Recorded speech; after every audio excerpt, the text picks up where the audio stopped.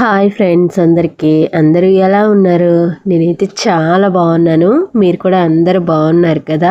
Welcome to my channel KBT life style vlogs. ఈరోజు video బియ్యం పిండి వడియాలు ఇంకా బియ్యం నూకతో వడియాలు ఎలా చేయాలో చేసి చూపిస్తున్నానండి. ఫస్ట్ అయితే బియ్యం పిండితో వడియాలు ఎలా చేయాలో చూపిస్తాను. నేను ఒక కప్పుతో బియ్యం పిండి అయితే తీసుకున్నాను. బియ్యం పిండి వడియాలకి మనం ఏ కప్పుతో అయితే బియ్యం పిండి తీసుకుంటామో ఆ కప్పుతో మొత్తం 9 కప్పులు నీరు అయితే పడుతుంది. 7 కప్పులు నీరు మరిగేదానికి మనం పెట్టుకోవాలి పొయ్యి మీద. ఇంకా 2 కప్పులు అయితే పిండి కలుపుకోవడానికి అయితే పెట్టుకోవాలి. నేను మళ్ళీ 2 కప్పులు పిండి కలిపేటప్పుడు చూపిస్తాను. ఇప్పుడైతే 7 కప్పులు అయితే నీరు పొయ్యి మీద అయితే పెట్టేశాను. ఇంకా సగ్గుబియ్యం అయితే కొద్దిగా నానబెట్టుకున్నాను. ఒడియాల సగ్గుబియ్యం వేసుకుంటే బాగా పొంగి తినడానికి కూడా టేస్టీగా అనిపిస్తాయి. అందుకే కొద్దిగా సగ్గుబియ్యం అయితే 2 గంటల ముందు నానబెట్టుకున్నాను. బాగా నానేసాయి సగ్గుబియ్యము. ఇంకా నీరు వేడయ్యే లోపు అయితే ఒక మిక్సీ జార్లోకి ఒక 4 పచ్చిమిర్చి, కొద్దిగా కరివేపాకు, కొద్దిగా జీలకర్ర వేసి ఇంకా కచ్చా పచ్చగా అయితే మిక్సీ ఆడిచ్చేసుకున్నాను. ఇంకా నీరు బాగా వేడయిన తర్వాత సగ్గుబియ్యం కూడా వేసేసుకున్నాను. ఆడిచ్చి పక్కన పెట్టుకున్న మిరపకాయ కారం కూడా వేసుకుంటున్నాను. ఇంకా కొద్దిగా కల్లుప్పు అయితే వేసుకుంటున్నాను. మీరు సాల్ట్ అయినా వేసుకోవచ్చు. ఉప్పు వేసుకునేటప్పుడు చూసి వేసుకోవాలి. బాగా సగ్గుబియ్యం ఉడికేలోపు నీరు మరిగేలోపు అయితే పిండి కలుపుకుంటున్నాను. 7 కప్పులు అయితే నేను పొయ్యి మీద అయితే పెట్టుకున్నాను కదా. ఇంకా 2 కప్పులు అయితే పిండి కలుపుకునేదానికైతే 2 కప్పులు నీరు అయితే వేసుకొని పిండి ఉండలు లేకుండా అయితే కలుపుకుంటున్నాను. పిండి ఉండలు లేకుండా కలుపుకుంటేనే మనకి వడియాలు బాగా వస్తాయి. అందుకే ముందే కలిపేసి అయితే పక్కన పెట్టుకున్నాను. నీరు బాగా మరిగిన తర్వాతనే మనం పిండి అయితే కలిపి పక్కన పెట్టుకున్నాం కదా, ఆ పిండి అయితే వేసుకోవాలి. ఇంక నీరు అయితే మరిగేసాయండి. అందుకనేసి ఇప్పుడు పిండి అయితే వేసేసుకుంటున్నాను. పిండి వేసేటప్పుడు పొయ్యి మంట కొద్దిగా తక్కువలో ఉండాలి. మళ్ళీ వేసేటప్పుడు ఒక పక్క నుండి తెడ్డితో కలుపుతూ ఇంకో పక్క నుండి అయితే వేయాలి. లేకపోతే ఉండలు కట్టేస్తుంది అనమాట. వేసినప్పుడు కూడా కొద్దిగా జాగ్రత్తగా వేసుకోవాలి. ఇంకా వేసిన తర్వాత కూడా 2 నిమిషాలకు ఒకసారి కలుపుతూ ఉండాలి. లేకపోతే కిందకి అడుగంటేస్తుంది అనమాట. ఇంకా పిండి వేసుకున్న తర్వాత పిండి అయితే బాగా ఉడకాలి. కొత్త ఉడికిన తర్వాతే మనమైతే దించి పెట్టాలి. పిండి బాగా ఉడకపోయింది అనుకోండి, వడియాలు అయితే ఎండలో ఆరబెట్టిన తర్వాత పైన అయితే పగుళ్ళు వచ్చేస్తాయి. ఇంకా మనం ఎండిన తర్వాత తీసేటప్పుడు ఇరిగిపోయి గుండగా అయిపోతాయి అన్నమాట. అందుకని పిండి బాగా ఉడకనివ్వాలి. ఉడికిన తర్వాతే దించాలి. నేనైతే బాగా ఉడికిన తర్వాత దించేసి అయితే 10 నిమిషాలు అయితే చల్లార్చాను. దాని తర్వాత నూక వడియాలకైతే నీరైతే పొయ్యి మీద పెట్టుకున్నాను. బియ్య పిండి వడియాలకైతే మనకి మొత్తము 9 గ్లాసులు నీరు పట్టాయి కదా. అదే నూక వడియాలకైతే 11 గ్లాసులు నీరు పడతాయి అనమాట. నేను 9 గ్లాసుల నీరు మరిగేదానికే పొయ్యి మీద పెట్టుకున్నాను. మిగతా 2 గ్లాసులు అయితే నూక కలుపుకునేదానికైతే వాడుకుంటాను అనమాట. ఇలా 11 గ్లాసులు అయితే పడతాయి. ఇంకా సగ్గుబియ్యం కూడా నీటిలో వేసేసి అయితే మూత పెట్టేశాను. ఈ సగ్గుబియ్యం ఉడికి నీరు బాగా మరిగే లోపు అయితే నేను ఈ బియ్య పిండి వడియాలు అయితే పెట్టేసుకుంటున్నాను.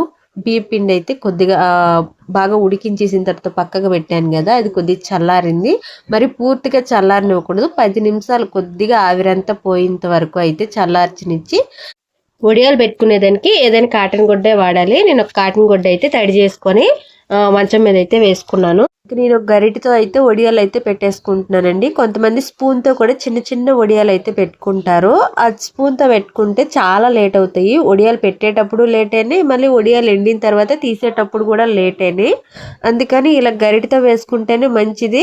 గరిటితో వేసుకుంటే వేసేటప్పుడు చూసేదానికి ఇడ్లీలా పెద్దవిగా కనిపిస్తాయి, కానీ ఎండిన తర్వాత పేపర్ కన్నా పల్చని అయిపోతాయి. ఇంకా బియ్య పిండి వడియాలు పెట్టేలోపు ఈ నూక వడియాలకి నీరు బాగా మరిగేసి సగ్గుబియ్యం కూడా ఉడికేసాయి. అందుకని ఆడిచ్చి పక్కన పెట్టుకున్న కారము, సాల్ట్ వేసేసుకున్నాను. ఇంక ఇప్పుడైతే నూకైతే కలుపుకుంటున్నాను.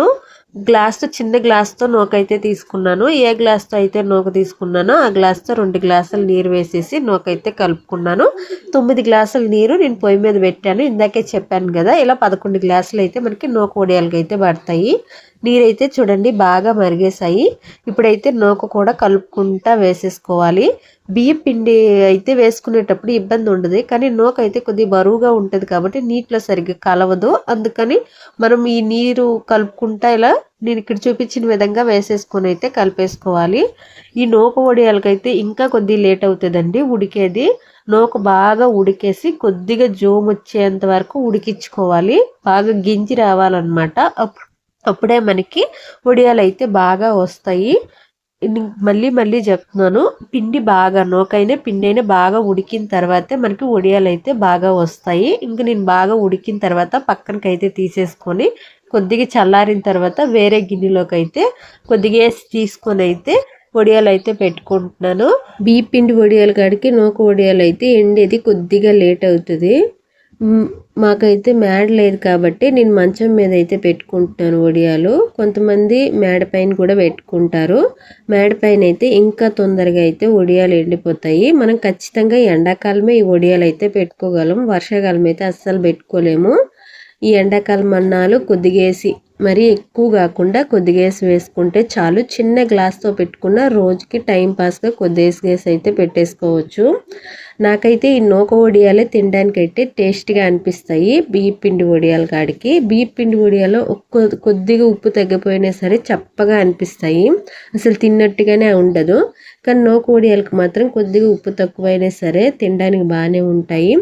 ఒక్కర ఉప్పు ఎక్కువైపోతే మాత్రం ఈ నూక వడియాలు అయితే తినలేమండి, మరి ఎక్కువ ఉప్పులాగా అనిపిస్తూ ఉంటాయి.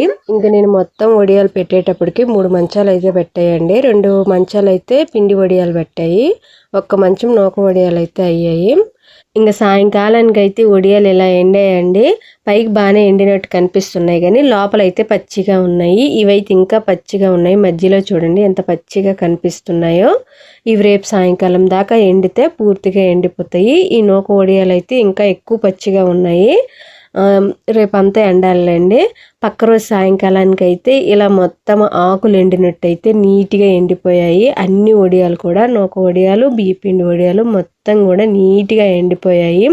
ఇలా మొత్తం ఎండిపోయిన తర్వాత ఇప్పుడు ఈ వడియాలు అయితే ఈ గుడ్డ నుండి వేరేగా తీయాలండి. గుడ్డ నుండి వేరేగా తీయాలంటే గుడ్డకి వడియాలు అయితే గుడ్డ ఆపోజిట్గా తిప్పేసుకొని నీరు చిలకరించుకుంటా అయితే తీయాలి. ఇక్కడ నేను కొద్దిగా మడత పెట్టేసి అయితే వెనక పక్కకైతే నీరు అయితే చిలకరించుకుంటున్నాను. కొద్దిగా ఎక్కువ నీరు చిలకరించుకోండి, అప్పుడే వడియాలు మనకి చాలా తేలిగ్గా వస్తాయి. అన్ని వడియాలకి ఒకేసారి నీరు అయితే చిలకరించకూడదండి. లాస్ట్లో ఉండేటి తొందరగా మెత్తబడిపోయి మళ్ళీ రావన్నమాట. అందుకని కొద్దిగా నీరు చిలకరించుకుంటా వడియాలు అయితే తీసుకోవాలి. చూడండి ఎంత బాగా వస్తున్నాయో వడియాలు. నూక వడియాలు అయితే ఇంకా తేలిగ్గా వచ్చేస్తాయి అన్నమాట. వడియాలు అయితే చాలా పల్చగా అయితే చాలా బాగా వచ్చాయి. నేనైతే ఫస్ట్ టైమే చేస్తున్నానండి, నేను యూట్యూబ్లో చూసే నేర్చుకున్నాను. అప్పుడల్లంతా అయితే మా అత్త చేసేది. ఇప్పుడు నేను చెయ్యాలి, ఒకసారి ట్రై చేయాలనేసి అయితే వడియాలు అయితే చేశాను. చాలా బాగా వచ్చాయి. నూక వడియాలు అయితే ఇంకా బాగా వచ్చాయి. ఏగిస్తుంటే చాలా పెద్దవిగా అయితే పొంగుతున్నాయి. నేను మా లాస్ట్లో అయితే మీకు ఏగిచ్చేటి చూపిస్తాను. ఇవి నూక వడియాలండి తీస్తున్నాను. ఇవి చాలా తేలిగ్గా వస్తాయి. తక్కువ టైంలోనే నేనైతే ఇవి తీసేసాను. బియ్య పిండి వడియాలు కొద్దిగా ఎక్కువ టైం పట్టింది. ఈ నూక వడియాలు అయితే చాలా తొందరగా వచ్చేసాయండి. నీరు చిలకరించగానే తీగానే అయితే చేతిలోకి అయితే బాగా వస్తున్నాయి. ఈ నూక వడియాలు అయితే తినడానికి చాలా బాగుంటాయి. మీరైతే నా ఛానల్ ఫస్ట్ టైం చూస్తున్నట్టయితే ప్లీజ్ సబ్స్క్రైబ్ చేసుకొని లైక్ చేయండి ఫ్రెండ్స్. వీడియో లాస్ట్ దాకా చూస్తుంటే మాత్రం ఖచ్చితంగా నచ్చితే లైక్ చేయండి. ప్లీజ్ సపోర్ట్ చేయండి ఫ్రెండ్స్. చాలామంది వీడియోస్ చూస్తున్నారు కానీ లైక్ సబ్స్క్రైబ్ అయితే చేసుకోవటం లేదు. ప్లీజ్ చేసుకొని సపోర్ట్ చేయండి. ఇంక ఈ వడియాలు అన్నీ తీసేసిన తర్వాత మళ్ళీ మనమైతే ఈ వడియాలు ఒక రోజంతా ఎండలో అయితే ఆరబెట్టాలి. ఎందుకంటే ఇవి నీరు చిలకరించుకుంటా తీసాం కాబట్టి ఎక్కువ రోజులు ఉంటే చెడిపోతాయి అన్నమాట. అంటే ఎక్కువ రోజులు నిల్వ ఉండవు. అందుకనేసి మళ్ళీ ఎండలోనే ఆరబెట్టుకోవాలి. అందుకని కొద్దిగా ఎండ ఉన్నప్పుడేని వడియాలు అయితే గుడ్డ నుండి వేరేగా అయితే నీరు చిలకరించుకొని తీసేయాలి. మొత్తం ఎండంతా పోయిన తర్వాత మళ్ళీ తీసారనుకోండి కొద్దిగా మెత్తగా ఉండిపోతాయి అన్నమాట. ఇవైతే బియ్య పిండితో చేసిన వడియాలండి. బాగా ఎండిపోయాయి. కొద్దిగా ఎండున్నప్పుడే తీసేసాను కాబట్టి బాగా ఎండాయి. ఇవి రవ్వ వడియాలు అనమాట, బియ్యం రవ్వ వడియాలు బాగా వచ్చాయి. ఇవి కూడా బాగా ఎండిపోయాయి. నేనైతే ఈ బియ్యం పిండి వడియాలకి ఒక కప్పు కొద్దిగా పెద్ద గిన్నెతోనే కప్పు బియ్యం పిండి అయితే తీసుకున్నాను. ఇన్ని వడియాలు అయితే అయ్యాయండి. ఈ నూక వడియాలకు మాత్రం చిన్న గ్లాస్తో తీసుకున్నాను. ఇవి ఇన్ని అయ్యాయి. కొద్దిగా తీసుకున్నప్పటికే చూసారా ఎన్ని అయ్యాయో. ఇప్పుడు ఇవి వేగించి చూపిస్తాను. ఇవి బియ్యం పిండి వడియాలండి. వేగిస్తున్నాను. నూనె బాగా వేడయిన తర్వాత నూనె సిమ్లో పెట్టుకొని గ్యాస్ సిమ్లో పెట్టుకొని అప్పుడు వేగించుకుంటేనే మనకి వడియాలు బాగా వేగుతాయి. నూనె వేడవకుండా వడియాలు వేసేసామనుకోండి పొంగవు, సరిగ్గా వేగవన్నమాట. చూసారా ఎంత నీట్గా పొంగాయో. ఇప్పుడు ఇవి నూక వడియాలు. ఇవి ఇంకా బాగా పెద్దవిగా పొంగుతాయి, బాగుంటాయి ఇవి ఇంకాను. ఇవి కూడా బాగా నూనె వేడయిన తర్వాత వేస్తేనే బాగా పొంగుతాయి, లేకపోతే నూనె వేడవకుండా వేస్తే సరిగ్గా పొంగవన్నమాట. ఇంక ఇవన్నీ నీట్గా వేగిచ్చేసాను. చూసారా ఎంత బాగా వచ్చాయో. మీకు ఇవి దగ్గర నుండి కూడా చూపిస్తాను చూడండి ఎంత బాగా ఏగున్నాయో. చూడండి ఎంత పెద్దవిగా పొంగాయో. బాగా అయితే కరకరలాడుతున్నాయి. ఒకసారి మీరు కూడా ట్రై చేయండి, మీకు ఎలా అనిపించిందో కామెంట్ చేయండి. ఈ వీడియో ఇంతేని, నచ్చుంటే మాత్రం ఖచ్చితంగా లైక్ చేసి సబ్స్క్రైబ్ చేసుకోండి. Thank you, bye.